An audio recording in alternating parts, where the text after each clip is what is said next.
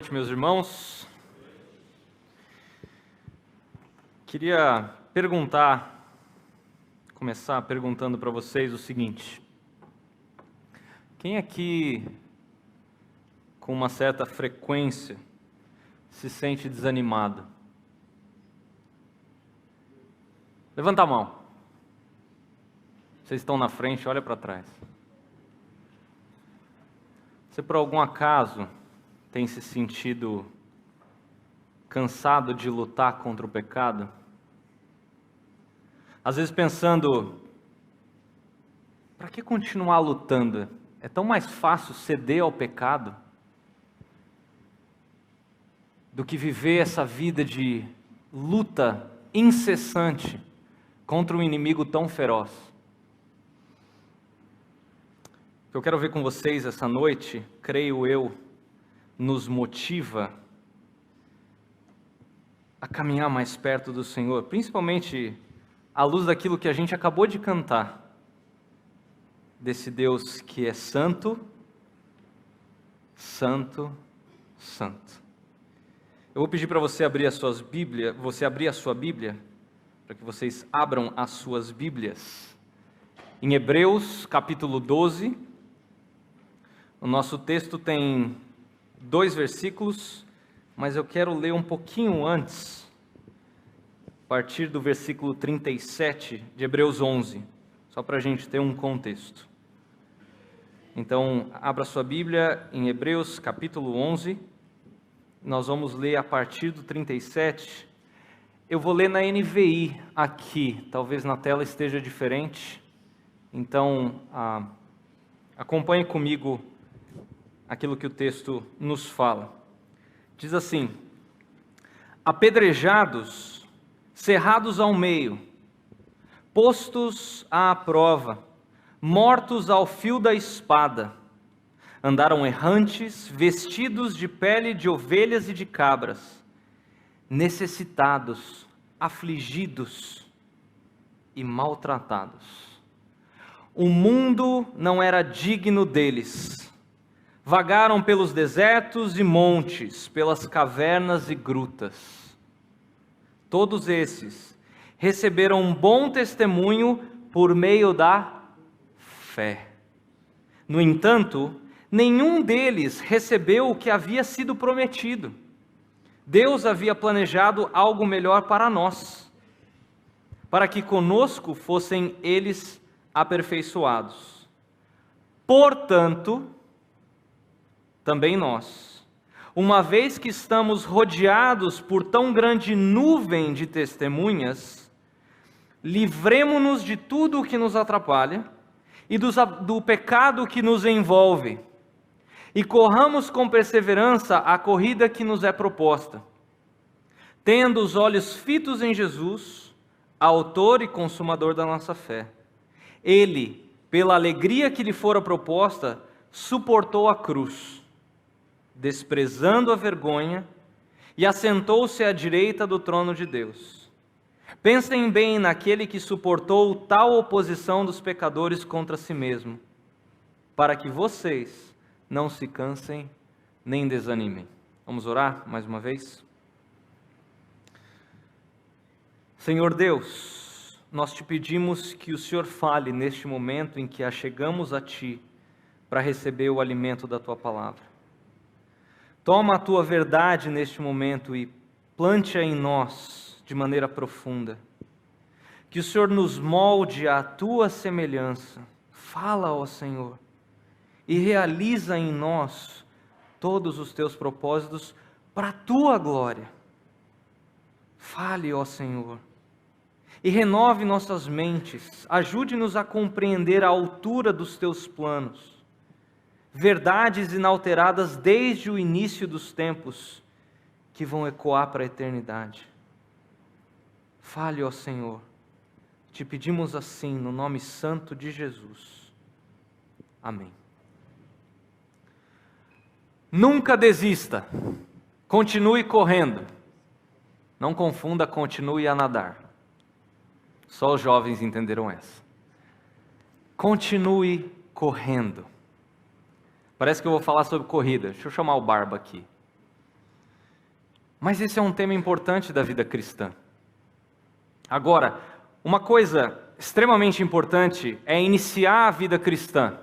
E se você ainda não tem um relacionamento pessoal com Deus, íntimo com Deus, se você não tem a possibilidade de falar pessoalmente com o Criador do universo, eu quero que você preste muita atenção no que eu vou falar a seguir.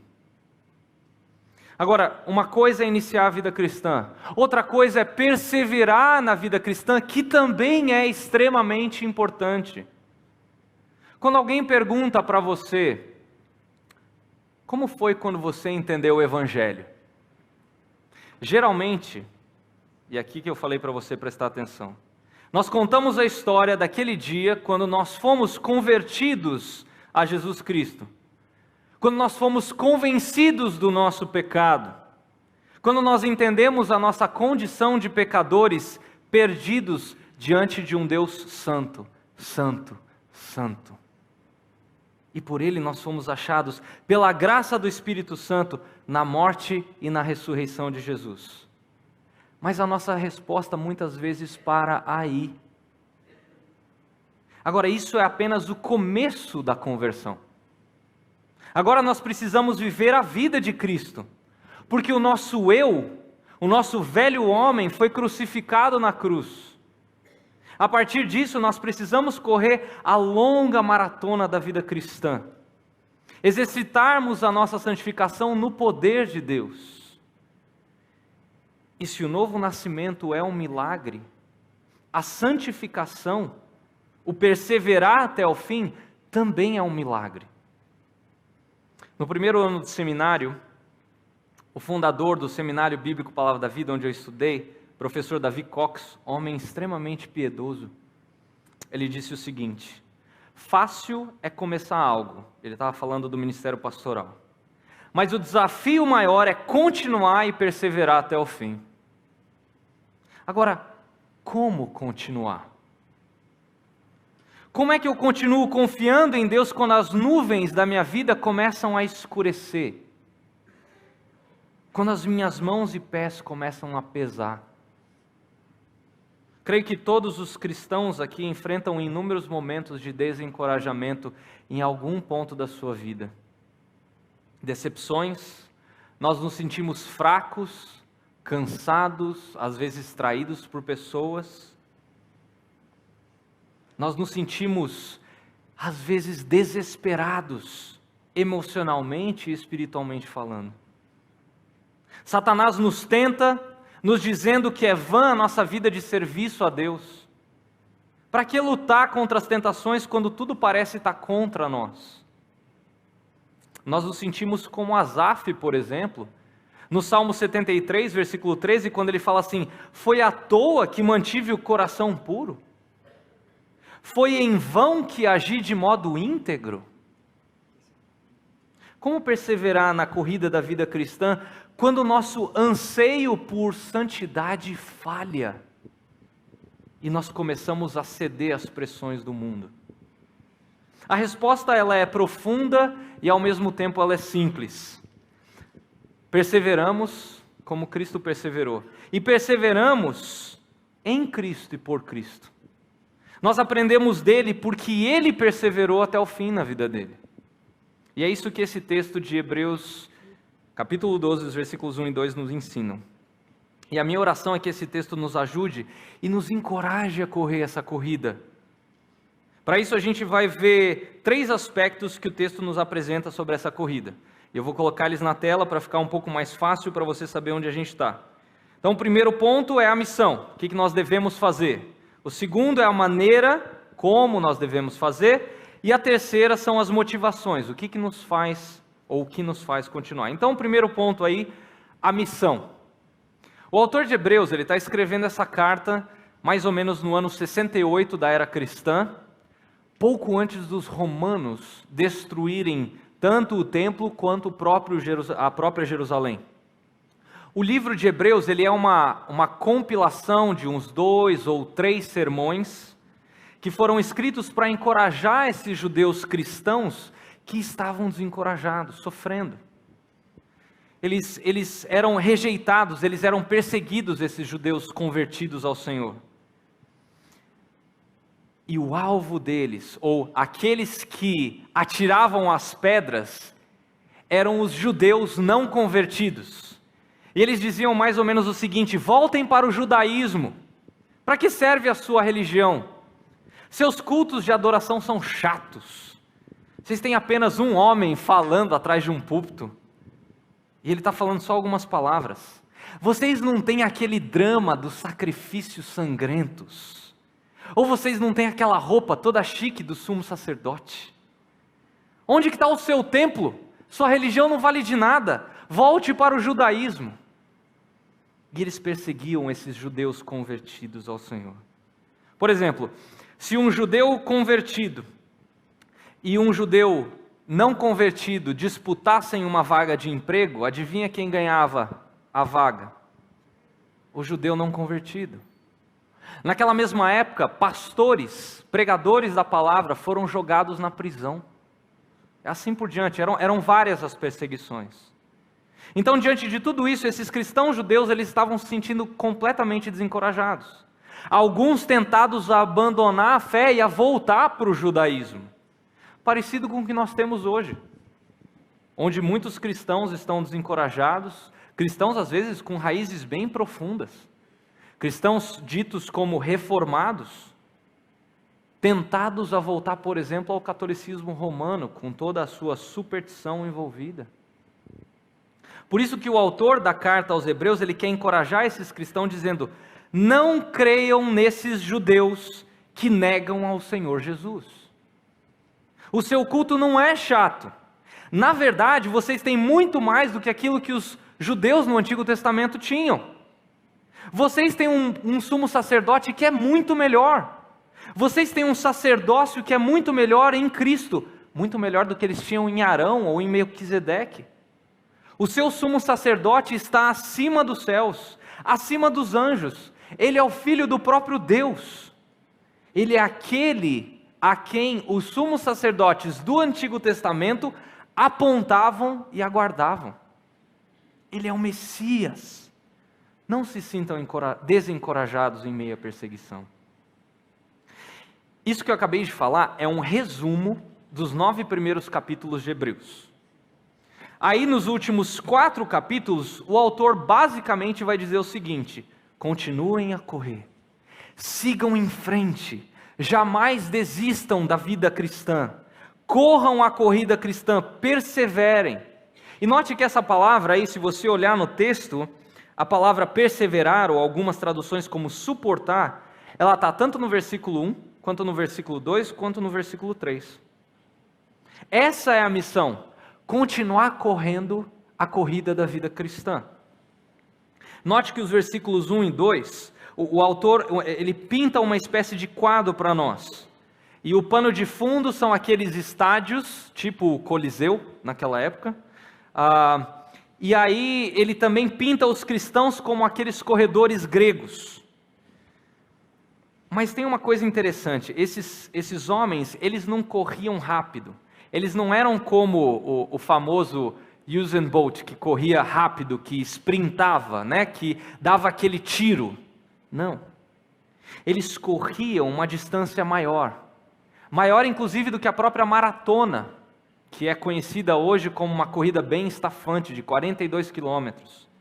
Eles corriam com um bastão na mão durante muito tempo, e depois passavam esse bastão para a próxima pessoa, e essa corrida durava dias. O autor de Hebreus está dizendo: a vida cristã é assim, ela é uma longa maratona, precisamos corrê-la num ritmo contínuo, sem desistir. Agora, como é que a gente faz isso? Tem um negócio chamado disciplinas espirituais, que os teólogos chamam de disciplinas espirituais, que nada mais é do que você ler e você estudar esse livro aqui, diariamente. Nós, muitas vezes, somos muito acomodados, porque hoje em dia nós temos um celular, onde tem a Bíblia aqui, mas a gente raramente pega, abre e lê a Bíblia aqui. Ou às vezes a gente tem uma tela atrás da gente que já tem a própria Bíblia e a gente não tem o costume de abrir a própria Bíblia. Mas a leitura diária das Escrituras, ela vai fazer com que nós temamos mais a Deus, com que nós sejamos mais sábios. É isso que Salomão fala em Provérbios 1:7. Você quer ser sábio? Leia e estude a palavra de Deus diariamente. Mas não só leia e estude a palavra de Deus, como ore, interceda diariamente. Faça desse tempo um tempo onde você não liga para mais nada, onde você desliga o seu celular, coloca de lado, e você se foca somente no Criador do universo, que quer ter uma conversa face a face com você. Isso são disciplinas espirituais. Mas também nós temos outras coisas que podem nos ajudar a correr essa corrida, que é o que nós estamos fazendo aqui hoje, nos reunindo como corpo, como igreja no dia do Senhor. Também tendo frequentes encontros com seus irmãos em Cristo ao longo da semana, para que você encoraje o seu irmão. Outra coisa, leia bons livros. Nós temos uma livraria com bons títulos que são recomendados, que vão te ajudar em determinadas áreas da vida cristã. Viva uma maneira oposta a esse mundo diariamente. Desenvolva a sua salvação com tremor e temor, sabendo que é Deus que age em você. Quando você levantar de manhã, eu sei que muitas vezes a gente não tem essa vontade. Mas ore, escreva talvez uma oração para você ler isso e refletir sobre isso, do tipo: me ajude, Senhor, a perseverar na fé hoje, mesmo que eu seja perseguido por aquele professor, ou por aquele chefe do meu trabalho. Me ajude a depositar a confiança no teu poder e não na capacidade das minhas mãos. Nós temos que ter a mesma postura de Jó. Em determinado momento ele ora assim: ainda que Deus me mate, Ele é minha única esperança. Irmãos, isso aqui que eu estou lendo é para mim, primeiramente. Eu sei que isso não é fácil, mas nós temos que pedir: Senhor, me ajude a confiar em Ti como meu melhor amigo. Mesmo que o Senhor envie provações e pareça que o Senhor está contra mim, fale isso para Deus. Não tem problema você se derramar diante do Senhor, contanto que você reconheça quem Ele é. Agora, como é que a gente faz isso? Como é que a gente continua a correr a vida cristã até o fim? Número 2, a maneira. O texto nos mostra duas maneiras de fazermos isso. Uma em relação ao pecado e outra em relação ao olhar para Cristo. Olha o final do versículo 1, fala assim: livremo-nos de tudo que nos atrapalha e do pecado que nos envolve, e corramos com perseverança a corrida que nos é proposta. Essa é a maneira de correr em relação ao pecado. Nós colocamos algo de lado, deixando o pecado de lado. Assim como os corredores fazem. Quando eles entram nos estádios, eu não sei se você gosta de assistir atletismo, mas geralmente eles entram no estádio, eles têm uma mochila, eles têm umas bolsas bem grandes, com os materiais que eles têm, roupa, agasalho, tênis, uma série de outras coisas, comida, uma série de coisas. Mas quando eles entram na pista para competir, eles tiram tudo. Eles tiram o agasalho, eles ficam só com a roupa necessária para correr. Eles deixam tudo para trás. Não usam nada que faz peso na corrida. Da mesma forma, nós temos que correr como cristãos, deixando todo o peso do pecado de lado. Agora, no que diz respeito a esse pecado aí do versículo 1, existem 3 posições básicas.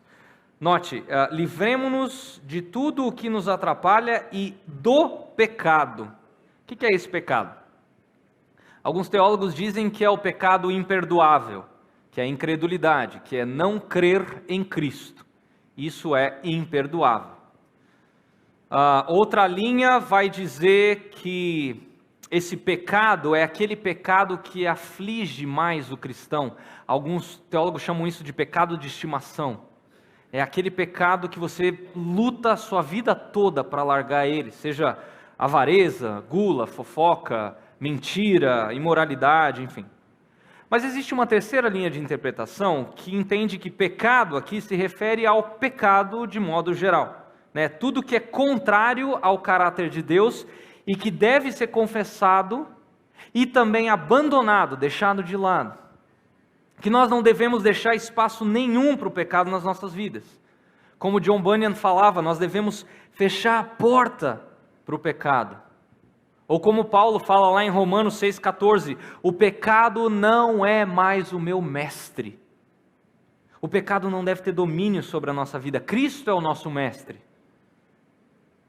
Nossa velha natureza humana, ela foi crucificada com Cristo para que o pecado não tivesse mais poder sobre a nossa vida e dele nós deixássemos de ser escravos.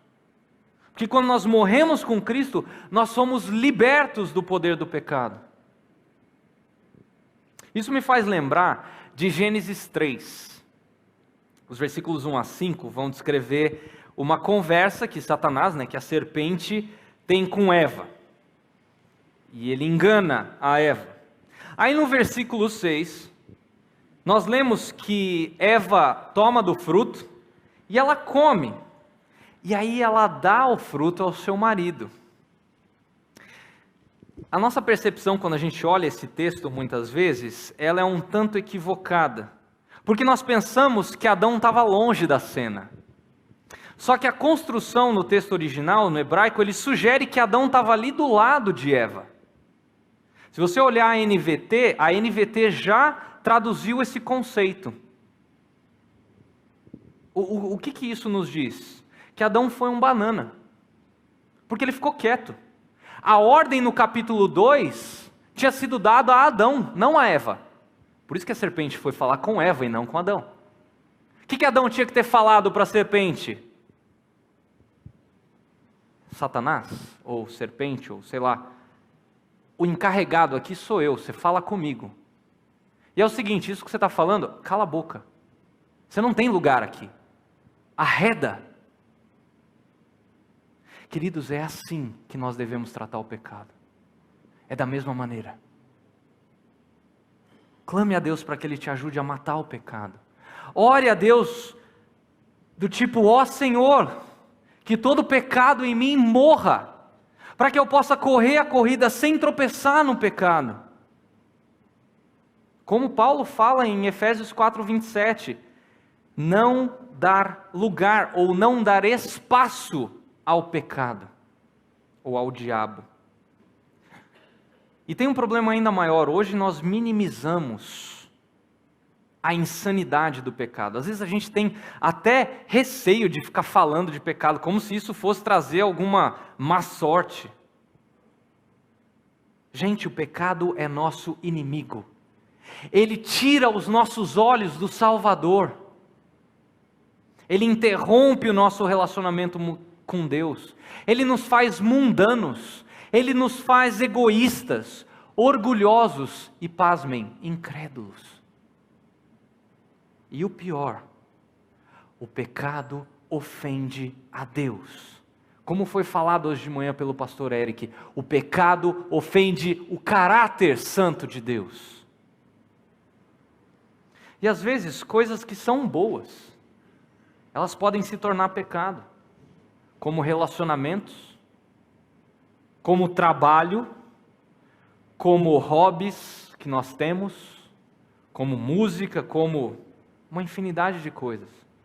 Se essas coisas desviam o nosso olhar de Deus, tomam o nosso tempo consumindo nossas vidas, e aí nós não temos tempo para ir ao Senhor, então essas coisas nos fazem tropeçar na corrida da vida cristã. Essas coisas se tornam ídolos.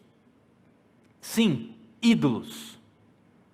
O povo de Israel fez para si imagens no Antigo Testamento? Sim. Mas só isso não é idolatria. Idolatria é qualquer coisa que toma o lugar de Deus na nossa vida. É por isso que a ênfase do Antigo Testamento é do pecado de idolatria. Não pense que idolatria é somente aquelas religiões que têm uma estátua visível. Não. O próprio pastor Eric falou isso hoje de manhã. Qualquer coisa que toma o lugar de Deus na nossa vida é um ídolo, nos faz idólatras. E isso é muito sério. Veja o que aconteceu com o povo de Israel no Antigo Testamento.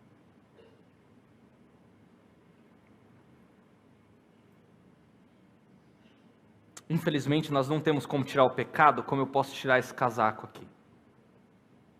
Mas nós precisamos correr uma corrida disciplinada, focados em Jesus, entendendo quão ruim o pecado é, entendendo que só Jesus pode nos ajudar por meio do Espírito que trabalha em nós. Nós temos que ser relembrados disso constantemente. E mesmo à medida que nós corremos a corrida, usando os meios de graça, como eu falei, meditando na palavra diariamente e na oração, nós devemos contar com isso aqui, não só de domingo, com os nossos irmãos em Cristo durante a semana toda. Nós devemos investir tempo, ou como é conhecido, o próprio Jesus falou, discipulado, um a um, encorajando os seus irmãos, não para jogar conversa fora, não tem problema você brincar, falar de outras coisas, mas relembre uns aos outros a respeito do Evangelho, daquilo que nós aprendemos com as Escrituras, daquilo que você leu de manhã na sua devocional. Compartilhe isso com o irmão em Cristo. Ore por pessoas da nossa comunidade. Compartilhe aquilo que você aprendeu num sermão, talvez com uma pessoa que não está aqui hoje.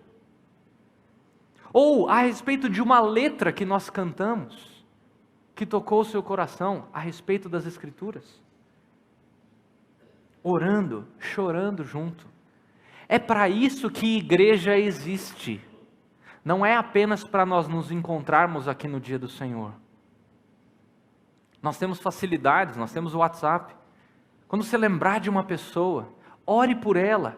Escreva para ela: irmão, lembrei de você hoje. Tem alguma coisa em específico que eu possa orar por você? Você não sabe a diferença que uma coisa dessa pode fazer. Se encontre com pessoas. Tome tempo para investir em uma outra pessoa. Ah, mas eu não tenho formação teológica. Jesus nunca falou que para discipular você tem que ter feito seminário. Você precisa entender o Evangelho. Se você já entendeu o Evangelho, você está apto para discipular. Compartilhe das coisas de Deus. Compartilhe do Evangelho. Relembre uns aos outros a esse respeito. Agora, mesmo fazendo tudo isso, nós também temos que olhar, correr olhando para Cristo, como o texto continua nos dizendo. Olha só: tendo os olhos fitos em Jesus, o autor e consumador da nossa fé. Que é o ponto 2. Nós não vamos conseguir correr totalmente a corrida cristã se nós simplesmente deixarmos o pecado de lado. Nós temos que olhar para Cristo. Porque Ele é um modelo de corredor que correu a corrida até o fim. E Ele correu a corrida até o fim para nos salvar. Isso tem que ser encorajador para você e para mim. Olha a motivação que nós temos para correr a corrida. Um técnico de atletismo, ele falou para o seu atleta: não olha para trás para os seus adversários quando você estiver correndo. Porque se você fizer isso, você vai perder pelo menos metade da sua passada. Você pode inclusive tropeçar se você fizer isso. Ao contrário, olhe para mim, que a sua passada vai ser correta. Eu vou estar lá na linha de chegada, olha para mim. Agora, pense como isso é muito mais verdade a respeito do nosso Senhor. Nós temos que olhar para Ele. Ele é o nosso foco. Porque Jesus, Ele nos ajuda, Ele prometeu que Ele nos ajuda do início até o fim, porque Ele nos salvou do início e garante a salvação até o fim. Jesus não apenas nos justificou para salvar-nos, mas Ele também é a nossa santificação para fazer-nos santos. Eu vou repetir isso. Jesus não apenas nos justificou para salvar-nos, mas também é a nossa santificação para fazer-nos santos. Nós devemos correr olhando para Ele, autor e consumador da nossa fé.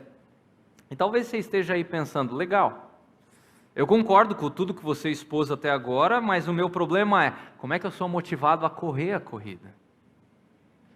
Ponto 3. As motivações.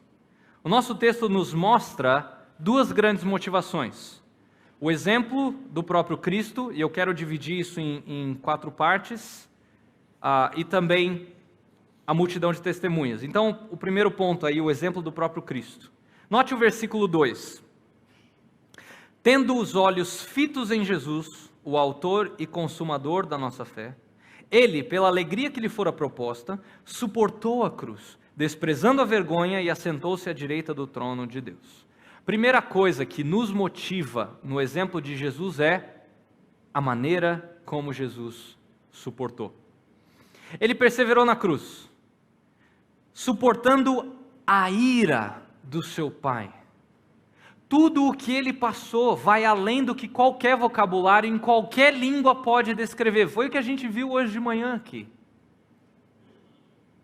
Você tem noção do que aquilo que Jesus suportou fez ele gritar na cruz: meu Deus, por que me abandonaste? Por que o Senhor virou as costas para mim? Separação essa que nunca tinha acontecido desde a eternidade. E sabe por que isso aconteceu?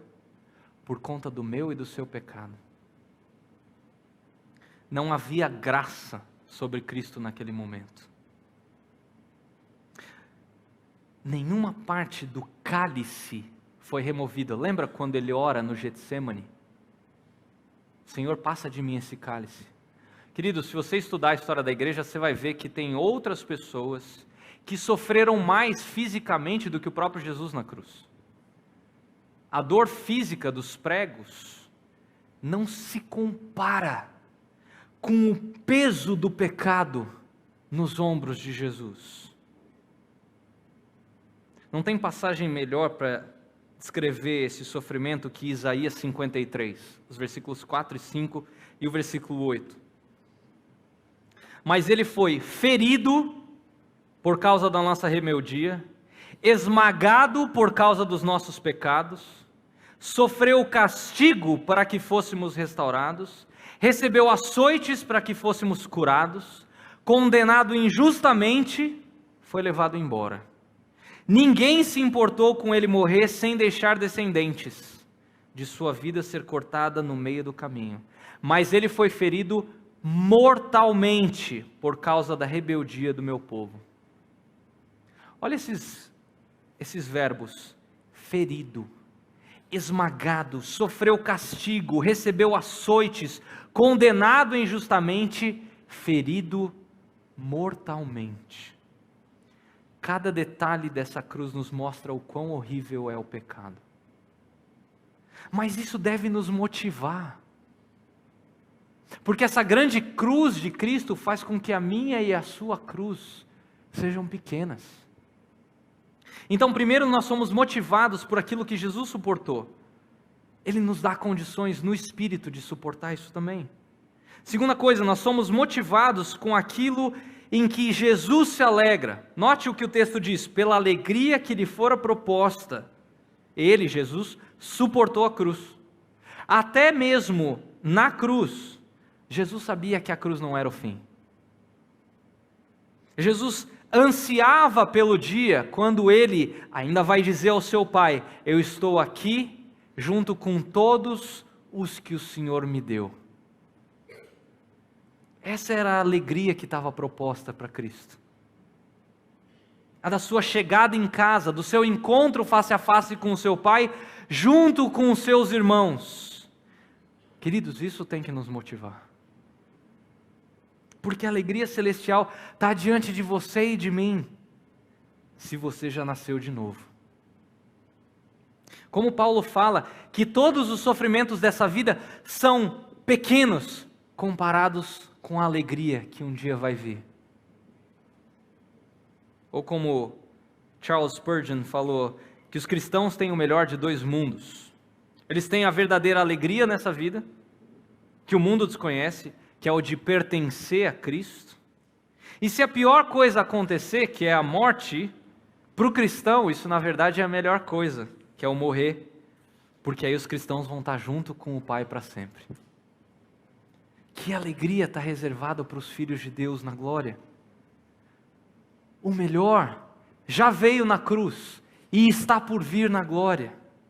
Você que nasceu de novo tem um futuro glorioso. Você que tem um relacionamento com Deus, você tem uma esperança fantástica. Alegre-se, seja motivado a correr essa corrida que está proposta para você. Terceiro, nós somos motivados por aquilo que Jesus despreza. Olha o texto. Desprezando a vergonha. Foi vergonhoso morrer na cruz, com certeza. As mães, elas passavam na frente da cruz com seus filhos, vendo aqueles corpos nus, sangrando e morrendo, e elas falavam para os seus filhos: não sejam como esses homens ímpios. Só que Jesus não permitiu que esse tipo de vergonha impedisse a ele. Ele não desceu da cruz correndo e saiu correndo de vergonha. Ele fez a vontade do Pai, e isso tem que nos motivar. Nós temos que viver a partir do temor a Deus, e não do temor ao que os homens falam. O temor a Deus ele é muito mais valoroso do que o temor aos homens, porque ele visa o sorriso de Deus, mais do que o sorriso dos homens. E ao fazer isso, Deus se torna grande e os homens se tornam pequenos. Deixa eu recomendar esse livro para vocês, que fala exatamente sobre isso. No programa Café e Fé dessa manhã a gente recomendou esse livro, Quando Pessoas São Grandes e Deus é Pequeno. Ele fala justamente sobre essa batalha que todo ser humano trava, de se importar mais com a opinião do ser humano do que se importar com a opinião de Deus. É um livro fantástico e que nos ajuda justamente a batalhar contra isso e a olhar para Deus como aquele a quem nós devemos temer.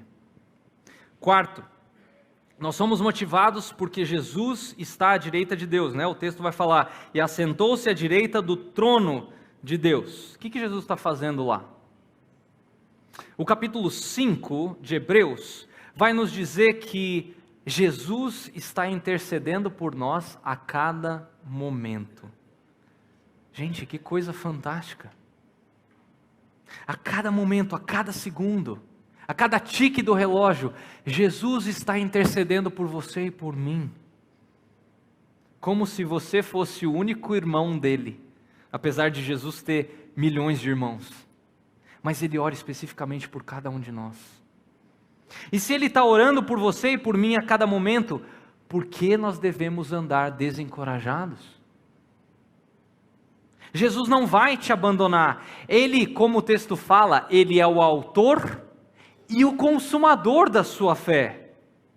Então mesmo quando você não consegue orar e você se sente desencorajado pelas dores e lutas da vida, você pode descansar nas orações do próprio Jesus e saber que ele está intercedendo por você à destra do trono de Deus. 4 motivações vindos do exemplo de Jesus. Mas tem um outro tipo de motivação. A multidão de testemunhas. Olha o início do versículo 1. Portanto, também nós, uma vez que estamos rodeados por tão grande nuvem ou multidão de testemunhas. Quem são essas testemunhas? São todas aquelas pessoas citadas no capítulo anterior, no capítulo 11. Todas as pessoas que viveram pela fé no Antigo Testamento. Então a ideia do autor é: motive-se a partir de Jesus e também pelos santos do Antigo Testamento, que estão como que nas arquibancadas daquele estádio, enquanto você corre. Óbvio, isso é um sentido figurado. Agora pense, por exemplo, a ser motivado por Davi nos Salmos. Talvez você já tenha lido um salmo de Davi e ele motivou você a caminhar diante de uma luta que você estava tendo. Ou ao ler Gênesis 5:24, onde diz que Enoque andou com Deus. Isso não motiva você? As nossas arquibancadas, elas estão repletas dos santos do Antigo Testamento. Mas também estão, hoje, cheias daqueles leitores da carta de Hebreus que estavam lendo justamente esse texto que a gente está lendo hoje. Por exemplo, você já foi motivado por Paulo? Você já foi motivado por Lucas? Por Pedro? Por João? Fora o fato de que nós hoje, diferente daqueles cristãos do primeiro século, nós temos 2000 anos de história da igreja. Por exemplo, Lutero, será que ele já motivou você? Se você já leu a vida de Lutero? Quando ele se levanta contra aquela força religiosa da época, enfrentando aqueles poderosos, dizendo: eu não vou me retratar de nada. A minha consciência está cativa à palavra de Deus. E aqueles homens não tiveram o que falar sobre Lutero. Talvez Calvino, talvez Jonathan Edwards, ou Mary Winslow. Queridos, as nossas arquibancadas, elas estão cheias dessas testemunhas da história da igreja. E todos eles estão dizendo: continuem correndo, não desistam, continuem firmes, olhando para Jesus. Deixem de lado o seu pecado, corram a corrida. Além disso, é possível que muitos de nós aqui tenhamos familiares, talvez pais ou mães, avós que já estejam na glória e falaram coisas valiosas para a sua vida cristã, enquanto em vida, e isso ainda te motiva. Também nós temos os nossos irmãos em Cristo, da nossa comunidade local aqui, que estão correndo junto conosco e ao mesmo tempo estão nas arquibancadas torcendo para que nós continuemos a correr. Você consegue imaginar o que seria da sua vida não tendo nenhum amigo cristão à sua volta? Já imaginou correr sozinho? Você consegue imaginar o que seria da sua vida, ou o que seria desse dia? Imagina hoje, se você tivesse sentado aqui sozinho. Aí você vai cantar, sozinho. Como é gostoso você cantar, ouvindo outros irmãos cantando a mesma letra junto com você. Seria bem diferente, né? Isso é igreja. Isso é dar suporte uns aos outros. Orar uns pelos outros. Encorajar uns aos outros a continuar correndo a corrida da vida cristã. Especialmente aqueles que estão mais próximos de nós. E aí eu pergunto, quem está na tua arquibancada? As melhores pessoas que estão vivas hoje na tua arquibancada são aquelas que oram por você. Aquelas que te encorajam. Mas eu também pergunto, a quem você está encorajando? Você tem amigos próximos a quem você encoraja? A quem você discipula? A quem você tira um tempo para caminhar junto com essa pessoa, um a um? A continuar correndo? Pense, por exemplo, por esse prisma, o que seria cair em pecado? Não apenas desapontamos o nosso Salvador, mas quantos cristãos no mundo hoje, nós desapontamos quando pecamos? Quanta confusão a gente pode trazer para um irmão do nosso lado quando a gente peca? Nós precisamos odiar o pecado como Deus odeia, e lançar o pecado fora das nossas vidas. É interessante notar que no capítulo anterior, como eu falei, o autor de Hebreus ele encoraja os cristãos judeus, que estavam lendo a carta, a correr a corrida pela fé. Por quê? Aí ele cita o Antigo Testamento: pela fé Abel, pela fé Enoque, pela fé Noé, pela fé Abraão. Eles correram a corrida com um diferencial muito grande: eles não enxergaram a cruz. Nós, do Novo Testamento, enxergamos a cruz. Eles foram pela fé, crendo na promessa da salvação. Nós já temos a promessa concretizada. Nós podemos olhar para trás para o sacrifício completo de Jesus. Agora, se os santos do Antigo Testamento conseguiam correr a corrida, mesmo em meio à perseguição, sem ter visto a cruz, nós com certeza podemos correr essa corrida no poder do Espírito. Então coloquemos de lado a nossa incredulidade pela fé no nosso Senhor Jesus. Que a nossa alma seja motivada por todas essas pessoas em nossas arquibancadas, colocando o pecado de lado, olhando para Jesus, porque Ele é fiel. E Ele vai nos levar até o fim. E que fim glorioso vai ser esse? Vamos orar? Querido Deus, muito obrigado pela bendita esperança que temos ao olharmos para trás para a Tua cruz e saber que tudo foi consumado. Obrigado porque o Senhor matou o nosso velho homem naquela cruz, de maneira que nós estamos livres das amarras do pecado e nós podemos viver uma vida longe do pecado, uma vida que glorifica ao Senhor. Senhor, nos santifica, a começar da minha pessoa. Nos ajude a correr essa corrida de maneira que o pecado seja algo que nós odiamos.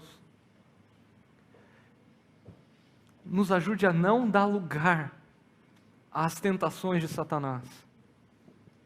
Que nós encorajemos uns aos outros aqui a caminhar à luz do Evangelho, para que o Teu nome seja glorificado, Senhor. Eu oro por aqueles que estão desanimados, tristes, talvez às vezes não vendo um futuro tão nítido. Que o Senhor fortaleça a fé de cada um, Deus, para que, mesmo em meio à provação, nós possamos, como Paulo falou, aprender a viver contentes. Nos ajude a desenvolver esse contentamento que Paulo fala. Para a Tua glória. Oramos assim em nome de Jesus. Amém.